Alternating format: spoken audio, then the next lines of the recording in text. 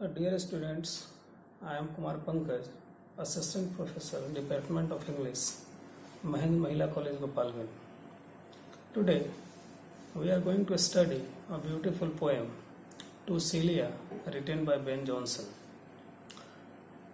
This poem has been prescribed in Part-1 English Honours in Paper-2 and To Celia is a love lyric and one of the most frequently quoted poems in English literature. This poem has been composed by a celebrated playwright and poet of Shakespearean age or Coralline age or Jacobean age, Ben Jonson. The poet is a third of, and this poem is a third of the three poems or songs addressed to Celia that are collected in the forest, which published in 1616.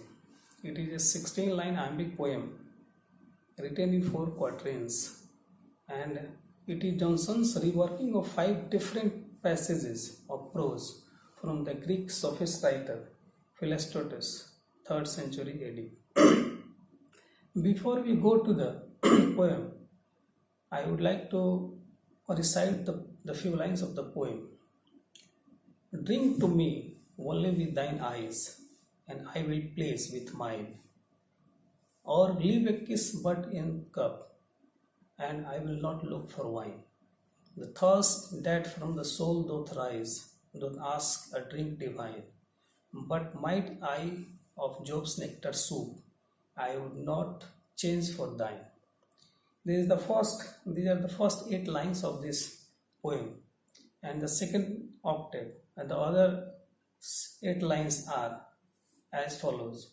I sent thee late a rosy wreath, not so much honoring thee as giving it a hope that there it could not withered be, but thou thereon didst only breathe, and sentest it back to me, since when it grows, and a smell, I swear, not of it but itself but thee.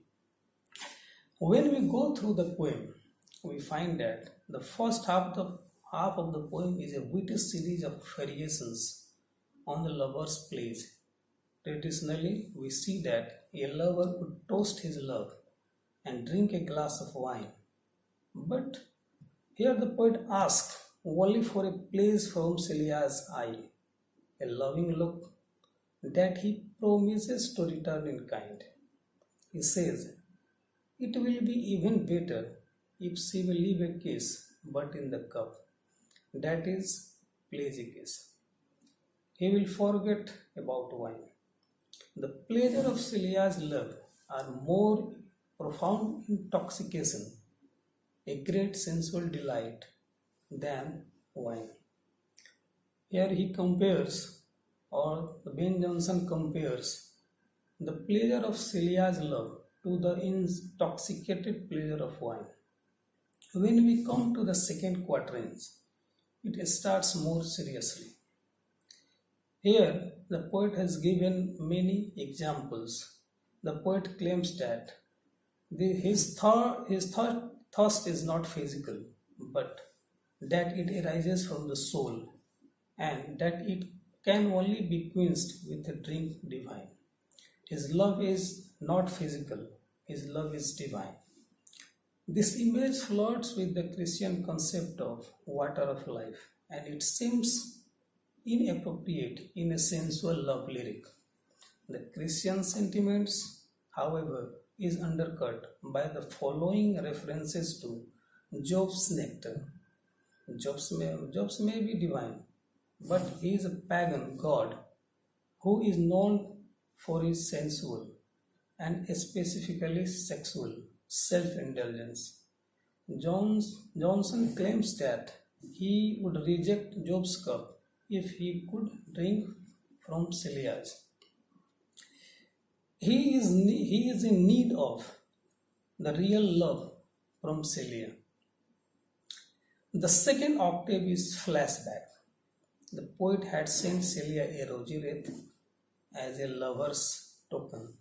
He claims that he sent it not to honor Celia's beauty, but in hope that the wreath would live forever because of the divine breath of Celia, and so that he could use the rosy wreath as a symbol of her remembrance.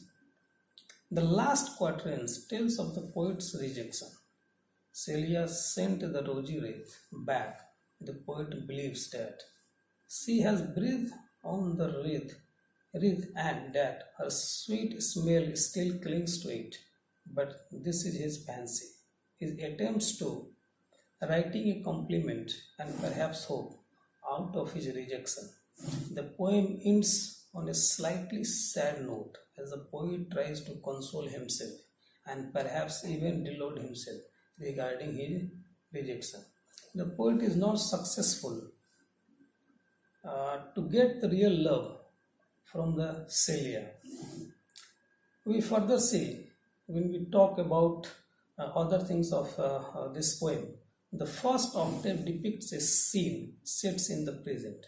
The poet is with his lover and he begs a place that is both physical and spiritual. It is an ideal moment of love. The second octave, however, is set in the past. The poet is physically separated from his love, and his love token is rejected by her. Finally, the poem contrasts the idea and the real, juxtaposing the physical and spiritual. The poet's first request is for a loving glance. His second is for a kiss in a cup. He has moved from the realistic to metaphoric.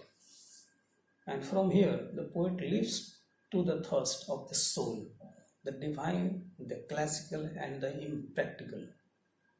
Further, we see that Johnson borrowed the conventions of courtly love, as we usually see in that age for the poem, but manipulated them to create his unique voice. He has a unique sense of voice to create any type of idea according to his will. Traditionally, the lover in these poems is stricken by his lady's beauty, which causes him to idealize her. Ever obedient to her wishes, the humble lover strives to be worthy of her. His feelings of love ennobled him and lead him on the path to moral excellence. In the end, and I would like to conclude the poem, and I want to say, after reading this poem, we see that this lyric song is a classic and fascinating expression of transcendent love. Johnson's ideas are so sincere and unusual that they are memorable as well as beautiful. Because of its eternal sense of beauty and melody, the poem is enjoyed and loved all over the world. Thank you very much.